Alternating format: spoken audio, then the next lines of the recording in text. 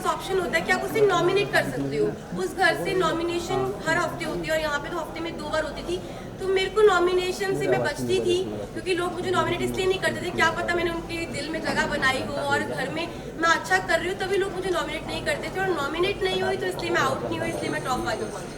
क्या बात है।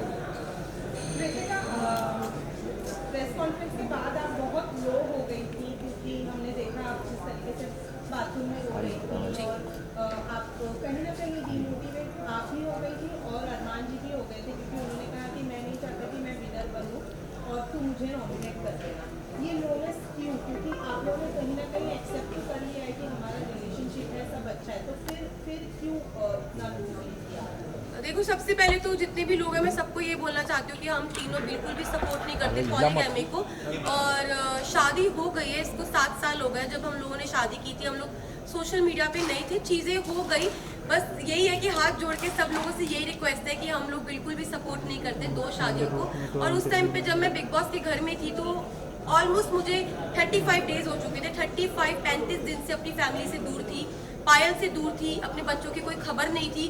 तो अचानक से इतने सारे लोगों ने जो क्वेश्चन पुट करे, हाँ मैं मानती हूँ कि जो चीज़ें हुई वो एक मतलब कि बोलते कि वो एक्सपेक्टेड नहीं था जो चीज़ें हुई, और बहुत ही अलग चीज़ है।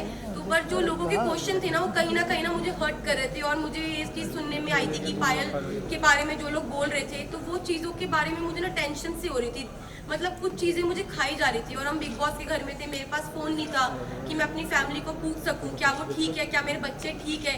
तो बस एक होता है ना कि आप 35 दिन से भरे हुए थे, और वो उस दिन जो बातें हुई उस बातों से मुझे तोड़ दिया और मैं इमोशनली ब्रेकडाउन हो गई थी। पर फिर जब मैं रोई और मैंने अपनी जो दिल की बात अरमान जी से शेयर करी, फिर मैं थोड़ी सी, मेरा जो दिल है वो हल्का हुआ।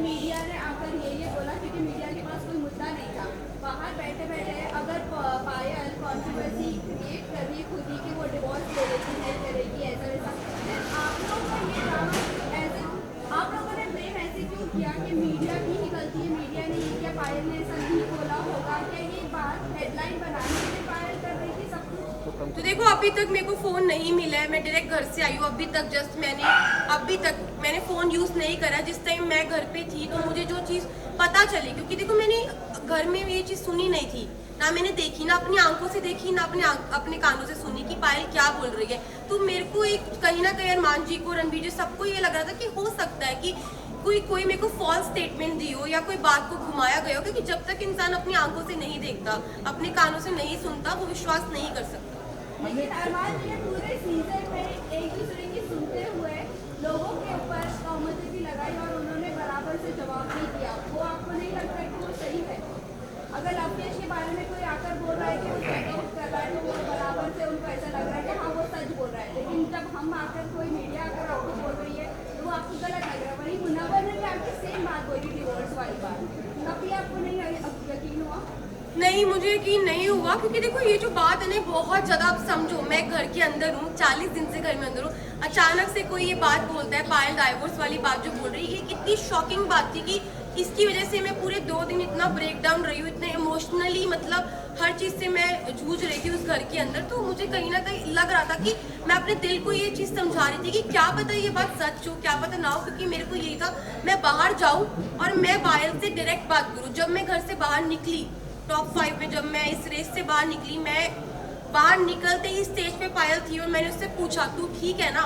उसने बोला हाँ मैं ठीक हूँ। बाकी बात की, अभी तक मैंने फोन अपने नहीं देखे, कुछ नहीं। अब मेरा सवाल आपसे है कि जैसे कि पायल प्लीज 1 by 1 प्लीज। पायल कह रही कि डिवोर्स में लेने जा रही है, उसका मतलब पायल ने बिना डिवोर्स लेके आप दोनों ने शादी की, तो इसका मतलब आपकी शादी तो नल एंड वॉइड हो गई है according to the Indian law कि अरमान और जो आपकी शादी है वो असली रियल में शादी है ही नहीं है कानूनी हिसाब से। उस पर आप क्या कहना चाहेंगे? देखो, मैं सबको यही बात बोल रही हूँ, हम लोग पॉलीगैमी को सपोर्ट नहीं कर रहे, जो 2 शादियाँ इसको बिल्कुल भी सपोर्ट नहीं कर रहे।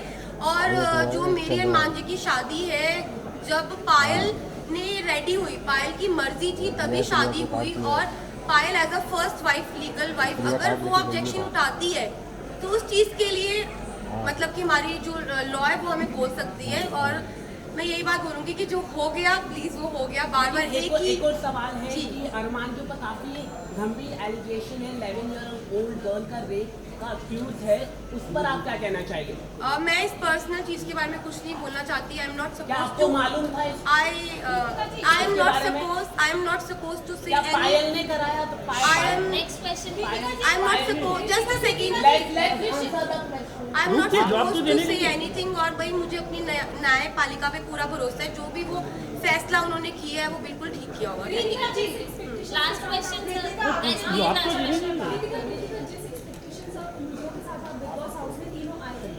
सिचुएशन बहुत ज़्यादा अलग हो चुकी है। अब तीनों के रिलेशन के बारे में भी सवाल उठ रहे हैं और पायल के स्टेटमेंट की वजह से बहुत सारे क्रॉस होते हैं। आपने अब 2 दिनों में जो सिचुएशन फेस की उसके बाद अब मेंटली प्रिपेयर है, क्योंकि फैमिली से भी बात होगी, पायल से भी बात होगी और आपको अपने जो ब्लॉग्स चैनल के जरिए आपके फैंस आपके सब जी मैं बिल्कुल प्रिपेयर हूँ हर चीज़ के लिए। हम तीनों ने जो हमारा रिश्ता है वो आप लोगों को सभी को पता है और मुझे पता है कि वो इतनी इजीली नहीं टूटेगा। अब मैं बाहर आ गई हूँ, जो भी चीज़ें हैं, जैसे भी चीज़ें, सारी चीज़ें इकट्ठी बैठ के फेस करेंगे। एक सवाल आपके लिए है कि आप थैंक यू